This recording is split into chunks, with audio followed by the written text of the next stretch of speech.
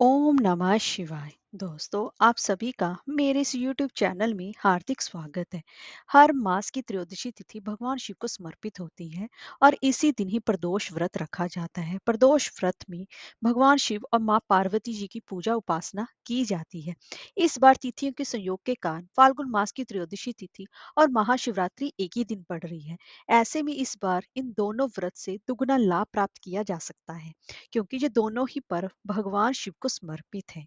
और इस दिन महाशिवरात्रि को महारात्रि भी कहा जाता है। और इस दिन की गई पूजा उपासना साधना तप, जिसकी वजह से भक्त की सभी मनोकामनाएं पूर्ण होती हैं, जिसकी वजह से प्रदोष व्रत और महाशिवरात्रि का ये पर्व आने की वजह से इस दिन महत्व और भी बढ़ गया है। तो दोस्तों, आज की हम इस वीडियो में बात करेंगे कि फाल्गुन कृष्ण के पक्ष के प्रदोष व्रत और महाशिवरात्रि की व्रत तिथि, पूजा का शुभ मुहूर्त, पूजा विधि के बारे में जानेंगे और इस दिन हमें कौन सा खास महाउपाय किया करना चाहिए। तो चलिए वीडियो शुरू करते हैं। दोस्तों, सबसे पहले हम जान लेते हैं कि त्रयोदशी तिथि कब प्रारंभ हो रही है। फाल्गुन मास के कृष्ण पक्ष की त्रयोदशी तिथि, जो कि 8 मार्च की रात्रि 1:19 पर प्रारंभ हो रही है, और स- तिथि जो समापन हो रही है 9 मार्च की रात्रि 9:57 पर। ऐसे में फाल्गुन मास या कृष्ण पक्ष का प्रदोष व्रत 8 मार्च शुक्रवार को रखा जाएगा। प्रदोष काल यानी कि शाम का समय, जो कि सूर्यास्त से 45 मिनट पहले और 45 मिनट बाद के काल को प्रदोष काल कहते हैं। और प्रदोष काल में भगवान शिव प्रसन्न मुद्रा में रहते हैं, जिसकी वजह से इसका महत्व और भी बढ़ जाता है।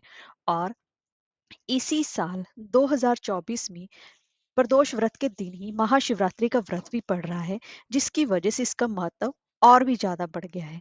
अब जान लेते हैं कि जो महाशिवरात्रि का व्रत होता है वह चतुर्दशी तिथि को पड़ता है। तो हम जान लेते हैं चतुर्दशी तिथि कब प्रारंभ हो रही है। 8 मार्च की रात्रि 9:57 पर प्रारंभ हो रही है और तिथि का समापन 9 मार्च की सायकाल 6:17 तक रहेगा। दोस्तों, जो जो शिव की रात्रि होती है उस वहां पर 4 पहर की पूजा की जाती है। इसीलिए रात का समय हमें पूजा के लिए पड़ रहा है, जिसकी वजह से ये 8 मार्च को ही ये व्रत रखा जाएगा।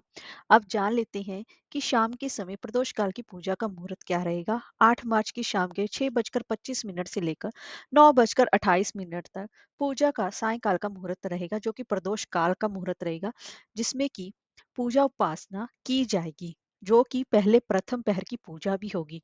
और निश्चित काल की पूजा का शुभ मुहूर्त का समय रहेगा रात्रि के 12:04 से लेकर 12:52 तक रहेगा।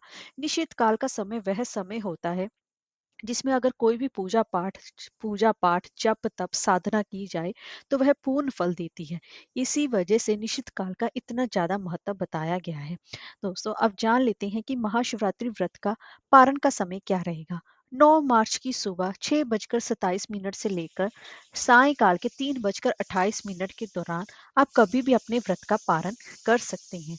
अब जान लेते हैं कि महाशिवरात्रि व प्रदोष व्रत की पूजा विधि क्या रहेगी। दोस्तों, इस दिन सुबह ब्रह्म मुहूर्त में जल्दी उठना चाहिए और उसके बाद गंगा जल मिले युक्त पानी से स्नान करना चाहिए।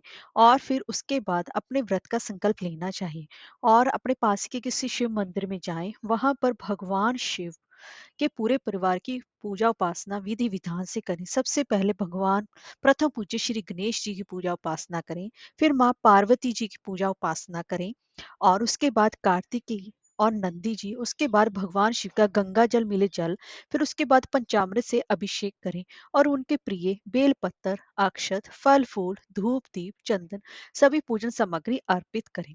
और उसके बाद पूरा दिन आप अपना व्रत निराहार या फिर फलाहार व्रत कर सकते हैं। इस व्रत में भी अन्न का सेवन नहीं किया जाता। इस बात का विशेष रूप से ध्यान रखें। अगर आपसे ज्यादा देर तक भूख बर्दाश्त नहीं होती है तो आप इसमें नमक की जगह सेंधा नमक का प्रयोग कर सकते हैं, लेकिन इस बात का विशेष रूप से ध्यान रखें कि अन्न का सेवन भूलकर भी इस व्रत में नहीं किया जाता है। और इस दिन प्रदोष व्रत और महाशिवरात्रि की व्रत कथा का रसपान करें अथवा पढ़ें या फिर सुनें। और उसके बाद रात्रि जागरण करने का सबसे ज्यादा महत्व माना गया है। और महाशिवरात्रि को अघोरात्रि भी कहा जा सकता है। कहते हैं और अगले दिन व्रत का पारण करने के बाद ही आपके व्रत संपन्न होगा। आइए दोस्तों, अब जान लेते हैं इस दिन हमें कौन से खास महाउपाय करने चाहिए। दोस्तों, इस दिन प्रदोष व्रत भी पड़ रहा है, महाशिवरात्रि भी पड़ रही है। इस खास संयोग में भगवान शिव की विधिवत पूजा उपासना करें। प्रदोष काल में करेंगे तो अति उत्तम रहेगा। शिवलिंग के जलाभिषेक के लिए जल के लोटे में थोड़े से काले तिल मिलाकर भगवान शिव के पंचाक्षर मंत्र ओम नमः शिवाय का जाप करते हुए जलाभिषेक करें। और इस दिन शिवलिंग पर 21 बेल पत्थर पर भगवान श्री राम जी का चंदन से नाम लिखकर उन्हें अर्पित करना चाहिए। ऐसे करने से भगवान शिव अत्यंत ही प्रसन्न होते हैं। हर हर महादेव।